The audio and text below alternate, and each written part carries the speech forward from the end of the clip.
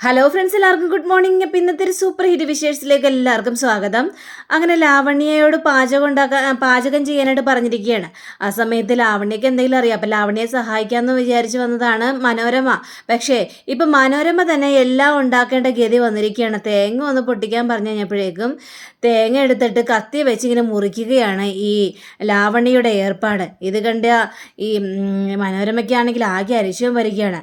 അപ്പോൾ മനോരമ അങ്ങോട്ട് വന്നിട്ട് നീ എന്താ കൊച്ചി കാണിക്കുന്നതെന്നൊക്കെ ചോദിച്ചു കഴിഞ്ഞപ്പോഴേക്കും ഞാൻ തേങ്ങ മുറിക്കുകയാണ്. അപ്പോൾ ആ തേങ്ങ നേരെ താഴത്തേക്ക് ഒഴുകുകയാണ്. എൻ്റെ മൈ ഗോഡ്, നീ ഇപ്പോൾ എൻ്റെ വിരലൊക്കെ ഇപ്പോൾ വിരൽ ചിപ്സ് ആക്കിയാനായിരുന്നല്ലോ. ഇപ്പം നീ സ്റ്റൂ അല്ല കഴിക്കാൻ പോകുന്നത്, വിരൽ ചിപ്സ് ആയിരിക്കും കഴിക്കാനായിട്ട് പോകുന്നത്. നീ ഇനി ഒന്നും ചെയ്യേണ്ട ആവശ്യമില്ല. നീ ഇവിടെ ഇങ്ങനെ സ്റ്റക്കായിട്ട് ഇങ്ങനെ നിന്നാൽ മതി. ഞാൻ തന്നെയല്ലോ ഉണ്ടാക്കിക്കോളാം. എനിക്ക് ചുമ്മാ അരിശ്യം വരുന്നുണ്ട് കേട്ടോ കണ്ടിട്ട് എന്നൊക്കെ പറഞ്ഞുകൊണ്ട് ലാവണ്യത്തെ എങ്ങനെയെങ്കിലും നോക്കുക. അപ്പം ലാവണ്യൊക്കെ ആണെങ്കിൽ ആകെ ചമ്മലും ദേഷ്യവും ഒക്കെ വരുന്നുണ്ട്. അപ്പോൾ ഈ മനോരമ മനസ്സ് ചിന്തിക്കുകയാണ്, എൻ്റെ ഈ ചെറുക്കൻ ഇവളെയൊക്കെ എങ്ങനെ സെലക്ട് ചെയ്താവോ, എൻ്റെ ദൈവമേ, ഇവളെ കൊണ്ട് പൊറുതി മുട്ടുമല്ലോ. പിന്നീട് മുത്തശ്ശിയെ കാണിക്കണം. അപ്പം മുത്തശ്ശിയാണെങ്കിൽ ആരോ ഡോറിൻ്റെ വെളിയിൽ കിടന്ന് അങ്ങോട്ടും ഇങ്ങോട്ടും നടക്കുന്നത് കണ്ടായിരുന്നു. അപ്പോൾ മുത്തശ്ശി നേരെ അങ്ങോട്ട് ഇറങ്ങി ചെന്ന് കഴിഞ്ഞപ്പോഴേക്കും മഹാരാമനായിരുന്നു. എന്താ രാമ, എന്തു പറ്റി രാമ? അടുക്കളയിൽ നിന്ന് കണകണാന്നും ഇങ്ങനെ ശബ്ദം കേൾക്കുന്നുണ്ടല്ലോ, എന്തു പറ്റി? അത് പിന്നെ അമ്മേ, അവിടെ ലാവണ്യമോളില്ലേ, ലാവണ്യമോള് പാചകത്തിലാ, അതിൻ്റെ പാചക പ്രാക്ടീസ് ചെയ്യുകയാണ്. ഓഹോ അപ്പം അങ്ങനെയാണല്ലേ, പാചക പ്രാക്ടീസ് ചെയ്യുകയാണല്ലേ, എനിക്കതൊന്ന് കാണണമല്ലോ എന്നൊക്കെ ചിന്തിച്ച് നമ്മുടെ മുത്തശ്ശി നേരെ അങ്ങോട്ട് ചെല്ലുകയാണ്. അപ്പം നേരെ അങ്ങോട്ട് ചെന്ന് കഴിയുമ്പോഴേക്കും പിന്നീട് കാണിക്കുന്നത് ഈ ശ്രുതിയും അതേപോലെ തന്നെ പ്രീതിയും കൂടി വണ്ടി പോയിക്കൊണ്ടിരിക്കുകയാണല്ലോ. അപ്പോൾ ശ്രുതിക്കാണെങ്കിൽ പോണോ വേണ്ടെന്നൊക്കെ ഇങ്ങനെ ആലോചിച്ചുകൊണ്ടിരിക്കുകയാണ്. അപ്പോൾ അവിടെ അമ്മായി ആണെങ്കിൽ, മോളെ ശ്രുതി, നിങ്ങളെന്തൊന്നും മിണ്ടാതിരിക്കുന്നത്? ദേ ഇത് കണ്ടോ, ഇത് കുറച്ച് പലഹാരമാണേ, ട്രെയിനിൽ വെച്ച് നിങ്ങൾക്ക് കഴിക്കാനുള്ളതാ, അമ്മായി തന്നെ ഉണ്ടാക്കിയതാ. ദേ നിങ്ങളിത് കഴിക്കണം. ഇനിയിപ്പോൾ ട്രെയിനിൽ ബിരിയാണിയും അത് ഇതൊക്കെയല്ലേ കിട്ടുള്ളൂ, അവിടുത്തെ ഭക്ഷണമൊന്നും മേടിച്ച് കഴിക്കണ്ട. ഇത് കുറച്ച് ജിലേബിയാണ് എന്നും പറഞ്ഞുകൊണ്ട് ജിലേബി എടുത്ത് കൈ കൊടുക്കണം. അപ്പോൾ ജിലേബി എന്ന് കേട്ട് കഴിഞ്ഞപ്പോഴേക്കും ശ്രുതിക്ക് ഭയങ്കര ഒരു ആക്രാന്തം. അപ്പോൾ ശ്രുതി അതിൽ നിന്ന് ജിലേബി കണകണമെന്നും പറഞ്ഞെടുത്ത് കഴിക്കുകയാണ്. അപ്പോൾ ആ ജിലേബി കഴിച്ചു തുടങ്ങിയതും ശ്രുതി പറയുകയാണ്, അമ്മായി നമുക്ക് വീട്ടിലേക്ക് പോകാം, അമ്മായി നമുക്ക് തിരിച്ചു പോകാമെന്ന്. ശ്രുതി, നീ എന്തൊക്കെയാണ് പറയുന്നത്? അതേന്ന്, നമുക്ക് തിരിച്ചു പോകാം. ശ്രുതി, നീ പറഞ്ഞ സത്യം തന്നെയാണോ? നീ മനുഷ്യനെ കളിയാക്കുന്നതല്ലോ. അല്ല, ഞാൻ പറഞ്ഞത് സത്യം തന്നെയാണ്. വാ നമുക്ക് വീട്ടിലേക്ക് പോകാം. ഡ്രൈവറേട്ടാ വണ്ടി തിരിക്കുക, ഡ്രൈവറേട്ടാ വാ നമുക്ക് പോകാമെന്നാണ് പറഞ്ഞത്. അങ്ങനെ ഡ്രൈവർ വണ്ടി തിരിക്കുകയാണ്. അപ്പോൾ അമ്മായി ആണെങ്കിൽ, ഈ പെണ്ണെന്താണ് നട്ടഭ്രാന്ത് തുടങ്ങിയോ? ഇതെന്നാ ജിലേബി തിന്നു കഴിഞ്ഞപ്പോഴേക്കും ഭ്രാന്ത് പിടിച്ചോ? ഇല്ല അമ്മായി, ഞാൻ പറയാ കാര്യങ്ങളൊക്കെ എന്നും പറഞ്ഞുകൊണ്ട് ഇവരിങ്ങനെ പോവുകയാണ്. പിന്നീട് നമ്മുടെ മുത്തശ്ശിയെ കാണിക്കുകയാണ്. അപ്പോൾ മുത്തശ്ശിയാണെങ്കിൽ അടുക്കളയിലേക്ക് ഇങ്ങനെ എത്തി നോക്കിയാണ്, ദൈവം അവിടെ എന്താണ് സംഭവം എന്നൊക്കെ അറിയാൻ വേണ്ടി. അപ്പോൾ ഈ മനോരമയാണെങ്കിൽ ഭയങ്കര കുക്കിംഗ് ആണല്ലോ. പിന്നീട് നമ്മുടെ ശ്രുതിയും അതേപോലെ തന്നെ എല്ലാവരും കൂടി വീട്ടിലേക്ക് എത്താൻ പോകുന്ന സമയത്താണ് അവിടെ ഒരു ആളെ കാണുന്നത്. അപ്പോൾ അയാളെ കണ്ടു കഴിഞ്ഞപ്പോഴേക്കും, ഇവിടെ നിർത്തിയേ, ഞാൻ ആങ്കളോടൊരു കാര്യം പറഞ്ഞിട്ട് വരാം. നീ എന്തിനിപ്പോൾ ആങ്കളോട് ഒരു കാര്യം പറയാനായിട്ട് പോകുന്നത്? അതൊക്കെ ഉണ്ടമ്മായി എന്നും പറഞ്ഞുകൊണ്ട് ഈ അങ്കളെ കാണാനായിട്ട് നേരെ ഇവിടെ ചെല്ലുകയാണ്. അപ്പോഴേക്കും ഈ അങ്കിൾ ചോദിക്കുകയാണ്, അല്ല ശ്രുതി മോളെ, നിങ്ങളിത് എവിടെ പോയായിരുന്നു? നിങ്ങൾ തിരക്കേ, ഇവിടെ ശ്യാം സാർ വന്നായിരുന്നു. ആണോ, ശ്യാം സാർ വന്നായിരുന്നോ? അതെ, ഞങ്ങൾ ഒരിടം വരെയും പോയതായിരുന്നേ, തിരിച്ചു വന്നു. അതെ, ഞാൻ അങ്കളെ കാണാൻ വേണ്ടി തന്നെ നിന്നാണ്. അങ്കിൾ എനിക്കൊരു ഉപകാരം ചെയ്യാവോ? ഉപകാരമോ? എന്തുപകാരം? മോൾക്ക് വേണ്ടി എന്തും ചെയ്യാൻ വേണ്ടി തയ്യാറാ. എന്താണെന്ന് വെച്ചാൽ പറഞ്ഞാൽ മതി. അത് പിന്നെ അവിടെ ഒരു അടച്ചിട്ടേക്കണ ഷട്ടറില്ലേ, ആ ഷട്ടർ ഞങ്ങൾക്ക് വാടകയ്ക്ക് തരാവോ? എന്ത് വാടകയാണെങ്കിലും തരാന്നേ. തീട്ടഞ്ഞപ്പോഴേക്കും, മോളെ അതും മോൾ വിചാരിക്കുന്ന പോലെയൊന്നും അല്ല. അവിടെ ടെക്സ്റ്റൈൽസും നടത്താനായിട്ട് പറ്റുന്നേ, നിങ്ങൾക്കൊരു ഗുണം ഉണ്ടാകാനായിട്ട് പോകുന്നില്ല. ടെക്സ്റ്റൈൽസ് നടത്താനൊന്നും അല്ല അങ്കളെ, അവിടെ ഒരു സ്വീറ്റ് ഹാൾ തുടങ്ങാനാണ്, പാലക്കാടൻ സ്വീറ്റ് ഹാള്. കൊള്ളാലോ, പാലക്കാടൻ സ്വീറ്റ് ഹാളല്ലേ? അങ്ങനെയാണെങ്കിൽ അത് ഉഗ്രനായിരിക്കും, പാലക്കാടൻ സ്വീറ്റ് ഹാള്. അങ്ങനെയാണെങ്കിൽ ഞാൻ അറേഞ്ച് ചെയ്ത് തരാം മോളെ. നിങ്ങൾ എപ്പോഴാണ് തുടങ്ങാനായിട്ട് പോകുന്നത്?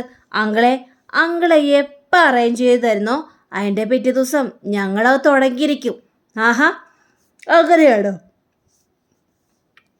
അങ്ങനെയാണെങ്കിൽ ഉറപ്പായിട്ടും ദേ ഇന്ന് തന്നെ നിങ്ങൾക്കത് അറേഞ്ച് ചെയ്ത് തന്നിരിക്കും. അതിന് യാതൊരു സംശയവും വേണ്ട. ദേ ധൈര്യമായിട്ടിരുന്നു, താങ്ക് യു അങ്കിളെ എന്നൊക്കെ പറഞ്ഞുകൊണ്ട് ശ്രുതി നേരെ വണ്ടിയിലേക്ക് വീണ്ടും കയറുകയാണ്. വീട്ടിലേക്ക് കയറി കഴിഞ്ഞപ്പോഴേക്കും ശ്രുതി കാര്യങ്ങളെല്ലാം അവിടെ സംസാരിക്കുകയാണ്.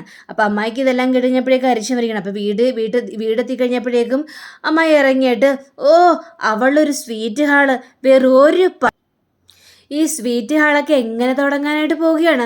വേറൊരു പണിയില്ലേ ശ്രുതിനക്ക്? അമ്മായി ഞാൻ പറഞ്ഞ സത്യം തന്നെയാണ്. സ്വീറ്റ് ഹാൾ തുടങ്ങിയിട്ടുണ്ടെങ്കിൽ അതിന് നല്ല ഗുണമുണ്ടാവും, പിന്നെ ഭയങ്കര ഗുണം. നിനക്കൊക്കെ ഇടയ്ക്കിടയ്ക്ക് ഭ്രാന്താണെന്ന് തോന്നുന്നല്ലേ? അമ്മായി ഞാൻ പറയുന്നത് കേക്ക് അമ്മായി. അവിടെ ആ ഒരു കട എടുത്തു കഴിഞ്ഞിട്ടുണ്ടെങ്കിൽ പിന്നെ തങ്കച്ചേട്ടൻ എല്ലാ കാര്യങ്ങളും നമുക്ക് അറേഞ്ച് ചെയ്ത് തന്നോളൂന്നേ. പിന്നെ അതിന് യാതൊരു പ്രശ്നവും ഉണ്ടാവില്ല. നമുക്ക് സ്വീറ്റൊക്കെ ഉണ്ടാക്കാൻ അറിയാലോ. പിന്നെ ചേച്ചി, നമ്മുടെ അച്ഛനുണ്ടാക്കുന്ന അതേ സ്വീറ്റ്സിൻ്റെ റെസിപ്പിയൊക്കെ നമുക്ക് നന്നായിട്ട് അറിയാം. ലഡ്ഡു, ജിലേബി, പാക്ക്, അങ്ങനെ കുറേ സ്വീറ്റ്സുകളെല്ലാം നമുക്ക് ഉണ്ടാക്കാൻ അറിയാം. അപ്പോൾ പിന്നെ പേടിക്കേണ്ട കാര്യമൊന്നുമില്ലെന്നേ. നമ്മൾ തന്നെ ലൈവായിട്ട് ഉണ്ടാക്കിയിട്ട് ഇവർക്കിത് വെക്കും, നല്ല ലാഭം ഉണ്ടാവും. പിന്നെ അത് അച്ഛനും ഒരു സഹായമാകുമല്ലോ. എന്തമ്മായി, ഞാൻ പറയുന്നൊന്ന് കേൾക്കമ്മായി. ഇതിന് അമ്മായിയും കൂടി ഒരു സപ്പോർട്ട് നിൽക്കണം അമ്മായി. അപ്പോൾ ഇത് കേട്ട് കഴിഞ്ഞപ്പോഴേക്കും, എൻ്റെ കൃഷ്ണ, ഇവരൊക്കെ എന്തൊക്കെയാണോ ഭാവിച്ചു കൂട്ടാനായിട്ട് പോകുന്നത്? ഈ പെണ്ണിനെ ഇടയ്ക്കിടയ്ക്ക് ഭ്രാന്തിളകുന്ന കാര്യം എനിക്കറിയില്ലല്ലോ. ഇതിപ്പോൾ നട്ടഭ്രാന്താണ്, നിനക്കൊക്കെ ഭ്രാന്താണ്. അപ്പോഴേക്കും പ്രീതിയാണെങ്കിൽ, അമ്മായി ശ്രുതി പറഞ്ഞതിലും കാര്യമുണ്ടെന്ന് എനിക്ക് തോന്നുന്നു. അത് നമുക്കൊരു തുടങ്ങിയിട്ടുണ്ടെങ്കിൽ പാലക്കാടൻ സ്വീറ്റ്സ് ആണല്ലോ. അപ്പോൾ അങ്ങനെ ഒരു തുടങ്ങിയിട്ടുണ്ടെങ്കിൽ ആൾക്കാരൊക്കെ സ്വീറ്റ്സൊക്കെ മേടിച്ചോളും.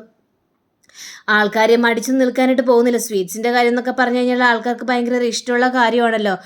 അങ്ങനെ വെറൈറ്റി സ്വീറ്റ്സ് ഒക്കെ ഉണ്ടാക്കിയാൽ എല്ലാവർക്കും വളരെ ഇഷ്ടമാണെന്നും പറയുകയാണ്.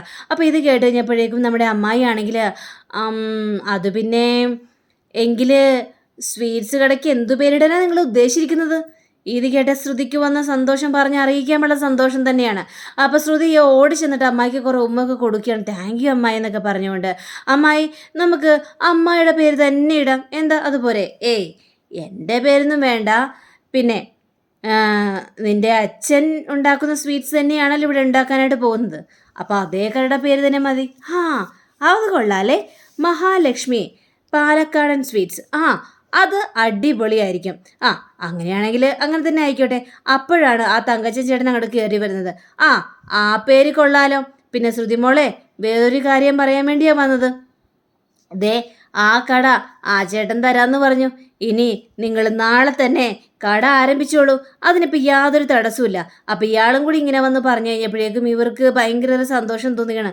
പക്ഷേ അമ്മായിക്ക് ഇയാളെ വലിയ തീരെ ഇഷ്ടമൊന്നുമില്ല. അപ്പോൾ ഇയാൾ പറയുകയാണ്, ദേ ആദ്യത്തെ ഓർഡർ എൻ്റെ തന്നെ ആയിക്കോട്ടെ, 100 ജിലേബിയും 100 ലഡുവും. അടുത്ത ദിവസം എൻ്റെ മോളുടെ കൊച്ചിൻ്റെ ബർത്ത്ഡേ ആണേ.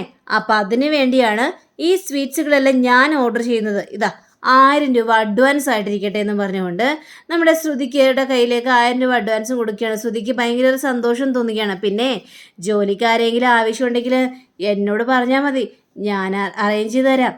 പിന്നെ വേണമെങ്കിൽ ഞാൻ തന്നെ സഹായത്തിന് നിൽക്കാം. ഇത് കേട്ട അമ്മായി ആണെങ്കിൽ, വേണ്ട, ജോലിക്കാരെങ്കിലും ആവശ്യമുണ്ടെങ്കിൽ ഞങ്ങൾക്ക് തന്നെ അറേഞ്ച് ചെയ്യാൻ അറിയാം, വേണ്ടെങ്കിൽ വേണ്ട, എനിക്ക് നിങ്ങൾ സഹായിക്കുന്നതിൽ സന്തോഷം മാത്രമേ ഉള്ളൂ എന്ന് പറഞ്ഞുകൊണ്ട് ഇയാൾ ഭയങ്കര ഒരുപ്പീര്. അങ്ങനെ പിന്നീട് കാണിക്കുന്നത് ലാവണ്യ ഓരോന്നിങ്ങനെ ക്യാരറ്റൊക്കെ ഇങ്ങനെ പീസായിട്ട് ഇങ്ങനെ അരിഞ്ഞുകൊണ്ടിരിക്കുകയാണ്. അപ്പോൾ മനോരമ പറയുകയാണ്, ചെറുതാക്കി അരിയ വെച്ചാൽ നീ എപ്പോഴും തന്നെ ഇത് വായിലേക്ക് എടുത്ത് ഇടുന്നത്, നിൻ്റെ വായിലേക്ക് ഇടാനല്ല, ഇത് കറി ഉണ്ടാക്കാനുള്ളതാണ് എന്നും പറഞ്ഞുകൊണ്ട്. അപ്പോഴാണ് മുത്തശ്ശി അങ്ങോട്ട് വരുന്നത്. അപ്പോൾ മുത്തശ്ശിയെ കണ്ടു കഴിഞ്ഞപ്പോഴേക്കും മനോരമ പേടിച്ച് പോവുകയാണ്. എൻ്റെ മൈ ഗോഡ്, ഈ തള്ളെന്തിനെ ഇപ്പം ഇങ്ങോട്ട് വരുന്നത്, എന്നെ കണ്ടു കഴിഞ്ഞാൽ ആകെ പ്രശ്നമാവുമല്ലോ എന്ന് വിചാരിച്ച് മനോരമ ഒളിച്ചു നിൽക്കുകയാണ്. അപ്പോഴേക്കും മുത്തശ്ശി വന്നിട്ട് ലാവണ്യോട് ചോദിക്കണം, നിൻ്റെ പാചകം എവിടം വരെയെന്ന്. അയ്യോ ഒന്നുമില്ല, ഞാൻ പാചകം അടിച്ചിരിക്കുന്നില്ല, പാചകമല്ല പാചകം. ഓ കുക്കിംഗ് അല്ലേ, അത് കഴിയാറായി. ഓഹോ കഴിയാറായല്ലേ, എങ്കിൽ പറ നിൻ്റെ പാചകമൊക്കെ എനിക്കൊന്നും അറിയണമല്ലോ. ഈ കുക്കറിൻ്റെ ഉള്ളിൽ എന്താണ്, കുക്കറിൻ്റെ ഉള്ളിൽ എന്താണെന്ന്. അപ്പോൾ ഇടയ്ക്കിടയ്ക്ക് ഈ ലാവണ്യ മനോരമയെ നോക്കിയാണ്. മനോരമയാണെങ്കിൽ വെജിറ്റബിൾസ് ആണെന്ന് പറ. വെജിറ്റബിൾസ് ആണ്. വെജിറ്റബിൾസ് ആണോ? വെജിറ്റബിൾസ് ഏതൊക്കെ വെജിറ്റബിൾസ് ഉണ്ട്, എങ്ങനെയാണ് അതിൻ്റെ ഉള്ളിൽ ഇട്ടിരിക്കുന്നത്? അത് പിന്നെ വാട്ടർ, ഓയിൽ, സോൾട്ട് ഇതൊക്കെയാണ്. അത് മാത്രമേ ഉള്ളൂ മുത്തശ്ശി, വേറെ ഒന്നും ഇതിൽ ചേർത്തിട്ടില്ല. ഓഹോ, അപ്പോൾ പച്ചക്കറികളില്ലാതെ വെജിറ്റബിൾ സൂപ്പ് ഉണ്ടാക്കാൻ പറ്റുമെന്ന് ഞാനിപ്പോൾ ആദ്യമായിട്ടാണ് അറിയുന്നത്. കൊള്ളാലോ കാര്യങ്ങളെല്ലാം. അപ്പോൾ മനോരമ അവിടെ നിന്ന് പറഞ്ഞിരിക്കണേ വെജിറ്റബിൾസും പൊട്ടറ്റോ ഒക്കെ ഉണ്ടെന്ന്. പൊട്ടറ്റോയും ക്യാരറ്റും വെജിറ്റബിൾസൊക്കെ ഉണ്ട്, അതന്നെയാണ് ചോദിച്ചത്. അതൊക്കെ ഇരിക്കട്ടെ, നിന്റെ പാചകമൊക്കെ ഇത്ര വരെ ആയല്ലേ? ഇനി എനിക്ക് വേറൊരു കാര്യം ഉണ്ടാക്കാനുണ്ട്. ഒരു പുതിന ചട്നി ഉണ്ടാക്കണം. പുതിന ചട്നിയോ? അതെ, പുതിന ചട്നി. എന്താ നിനക്ക് കേട്ടിട്ടില്ലേ? അപ്പോൾ മനോരമ ആണെന്ന് പറഞ്ഞിട്ട് കേട്ടിട്ടുണ്ടെന്ന് പറയാനായിട്ട് പറയാണ്. കേട്ടിട്ടുണ്ട്. എങ്കിൽ പറ, പുതിന ചട്നി ഉണ്ടാക്കുന്നത് എങ്ങനെയാണ്? അപ്പോൾ ഈ ലാവണ്യക്ക് ഒന്നും അറിയില്ലല്ലോ. അപ്പോൾ ലാവണ്യ ഇടയ്ക്കിടയ്ക്ക് മനോരമയെ നോക്കുന്നുണ്ട്. പക്ഷേ മുത്തശ്ശിയാണെങ്കിലും മനോരമയെ കണ്ടുതാനും. അപ്പോൾ ലാവണ്യ പറയുകയാണ്, അവിടെ നിന്ന് വെച്ചാൽ കേബേജ് അരിഞ്ഞ് വെച്ചിരിക്കുകയുള്ളൂ. അപ്പോൾ ഇതുകൊണ്ടാണ് മുത്തശ്ശി പുതിന ചട്നി ഉണ്ടാക്കുന്നത്. എൻ്റെ ദൈവമേ, ഈ കേബേജിൻ്റെ കൊണ്ട് പുതിന ചട്നി ഉണ്ടാക്കാൻ പറ്റുമെന്ന് ഞാൻ ആദ്യമായിട്ടാണ് കേൾക്കുന്നത്. നീ വില്ലാളി വീരത്തിയാണെന്ന് പറഞ്ഞുകൊണ്ട് മുത്തശ്ശിയോടെ കിടന്ന് ഭയങ്കര ചിരിയാണ്. നിൽക്ക്, നിൻ്റെ പുതിന ചട്നിയും കാര്യങ്ങളൊക്കെ റെഡിയാവട്ടെ, ഇന്നറിയാലോ എങ്ങനെയാണ് ഉണ്ടാകാനായിട്ട് പോകുന്നത്. മനോരമക്കാണെങ്കിൽ ഇതെല്ലാം കേട്ടിട്ടാക്കി അരിശം വരികയാണ്. ഈ പെണ്ണാകെ കുളം കലക്കിയെല്ലാം മറിക്കുമെന്നാണല്ലോ തോന്നുന്നത്. അങ്ങനെ മനോരമയാണെങ്കിൽ അവിടെ നിന്ന് ഇറങ്ങി പോവുകയും ചെയ്യണം ദേഷ്യം വന്നിട്ട്. പിന്നീട് കാണിക്കുന്നത് ഇവർ അമ്പലത്തിൽ പോയി വന്നിരിക്കുകയാണല്ലോ. അപ്പോൾ വീണ്ടും മുറ്റത്തെത്തി കഴിഞ്ഞപ്പോഴേക്കും അഞ്ജലി ആണെങ്കിൽ അശ്വിൻ്റെ കയ്യിലേക്കൊരു പട്ടുതുണി കൊടുക്കുകയാണ്.